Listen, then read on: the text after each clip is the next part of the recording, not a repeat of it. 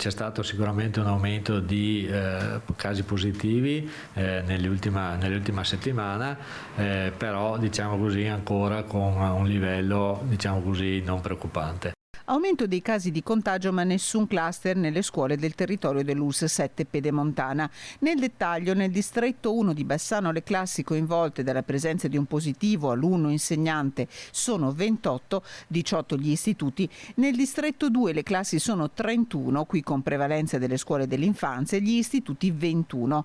In 6 casi su 10 conferma il Servizio Igiene e Sanità Pubblica si tratta di contagi da variante inglese. Noi non abbiamo il dato generale che ci ha dato il laboratorio e anche la Regione Veneto con indagine che ha fatto a livello nazionale, che ha partecipato a livello nazionale, che attualmente circa il 60% dei casi sono della variante inglese.